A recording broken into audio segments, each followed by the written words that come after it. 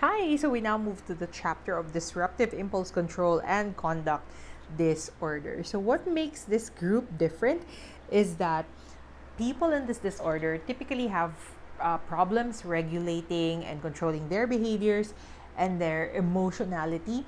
But in addition to that, these are people who have problems by violating the rights of others. So, hurting other people emotionally or physically or in other aspects of life.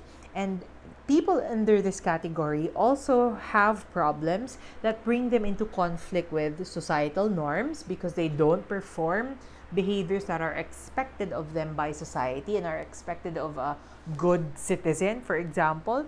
And they also come into conflict with members of the authorities, even, for example, with police officers or people at work or in school or even with their parents, no? Authority figures. Okay? So the first one on the list is conduct disorder. And if you happen to have the opportunity to watch the movie The Good Son, think the Orphan movie if you've seen The Orphan. Okay, so if you're into crime and suspense, this would be a good backgrounder on what conduct disorder looks like, at least on film. Okay, and it stars Macaulay Culkin, who is also the star of Home Alone, if you're familiar with that. But anyway, so let's go to the diagnostic criteria.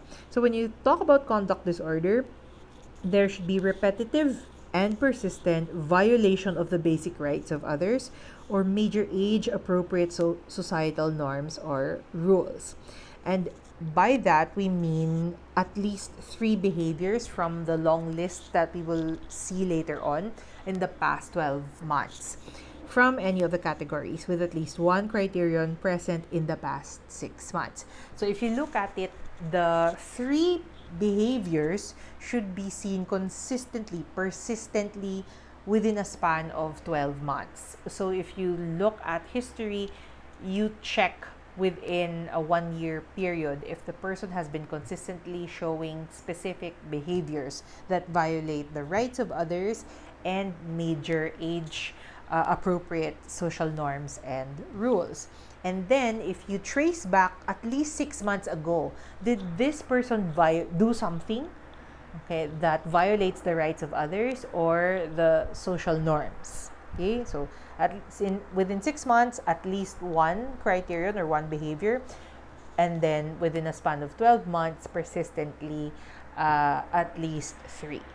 Okay, and here, there is significant impairment in social, academic, and occupational functioning. So, meaning the person is not doing well in his or her social relationships, has problems in school if he or she is still studying, and at work, has problems at work if the person is or has work. Okay, so it's usually diagnosed for minors. So that means people with below 18. And sometimes also with adults, so meaning people 18 years and older, okay, if they fail to meet the criteria of antisocial personality disorder. So antisocial PD is a personality disorder, which we will talk about later in the semester. But it's one of the most popular personality disorders, and it is often used to describe some of like serial killers. Okay, if you are fond of studying and learning about serial killers, no, not everyone with antisocial personality disorder ends up a serial killer. Some of them just live among us, and that's really fine. But the similarity between conduct disorder and antisocial PD is that they often disregard the rights and the feelings of other people. Okay, and so usually they violate the norms that we hold sacred. Okay, so they may disrespect other people and not care. They can do things that other people would not even consider doing in their life. Okay, and for them, that's really just fine. Okay, so that's what conduct disorder is. So for example, if you are a minor and you, like, let's say, think about your juvenile delinquents, the kids who steal money, okay, kids who con people, teenagers who con people and fool people and then take money. Okay, so if you fit into the 3 criteria within a span of 12 months, then you're diagnosed with conduct disorder. So when you grow into an adult and you keep doing those things, the psychologist is gonna check if you have antisocial PD. Okay? Now, if your behavior fits the criteria for antisocial PD, then you will no longer be diagnosed with conduct disorder. You will be diagnosed with antisocial PD. But if you violate the rights of others, if you hurt other people or disrespect other people, but your behavior does not fit the required criteria for antisocial PD, you will maintain the diagnosis of, or you will be diagnosed instead with conduct disorder. However, take note that is not automatic. So for example, if you get diagnosed with conduct disorder at the age of 15, and then you now become, it's the next day is your birthday, so now you're 19 years old. It does not mean that you're automatically gonna be diagnosed with antisocial PD, okay, just because you're no longer a minor. Okay, so it's not automatic. If you don't fit the description for antisocial PD, you're not going to be diagnosed with that. You're going to stay with the conduct disorder diagnosis. So let's look at the behavioral symptoms. So the first category would be aggression to people and animals. So examples would be you bully, threaten, intimidate other people, you initiate fights, you have a weapon and you cause physical harm on others. So let's say, for example, somebody uses a knife on you, or you've been physically cruel to people, so you hurt them, you slap them, or you've been physically cruel to animals, especially for kids. Like let's say you hit dogs or cats, or you like to torture frogs or other animals, or you like to tie birds in the neck or in the feet, things like that, or you burn animals, butterflies. If you remember, for example, the main protagonist, the female main character in It's Okay to Not Be Okay, she has a history of taking out the butterfly's wings. So that's an example of cruelty to animals. Now, has stolen while confronting the victim. So that's hold up basically.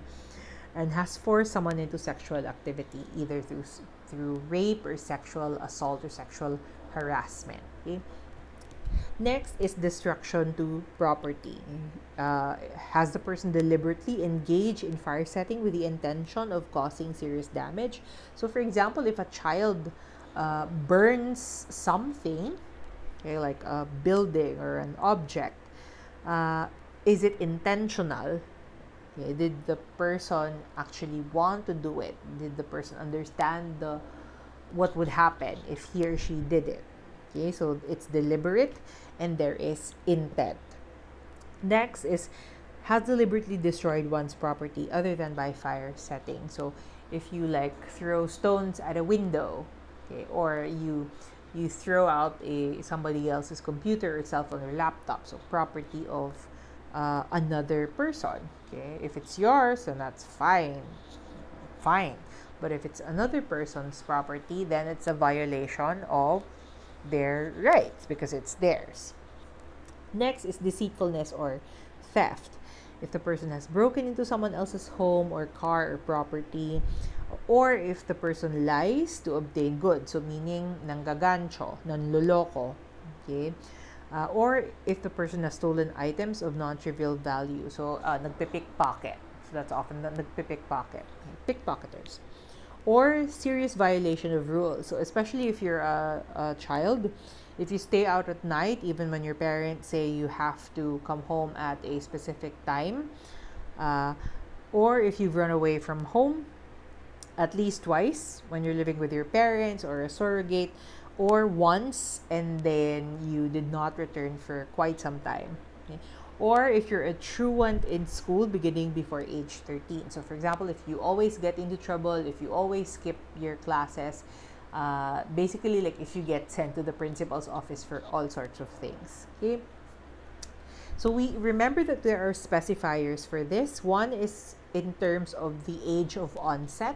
So if you discover through history taking that the person exhibits certain symptoms prior to the age of 10, then you give the person a childhood onset specifier.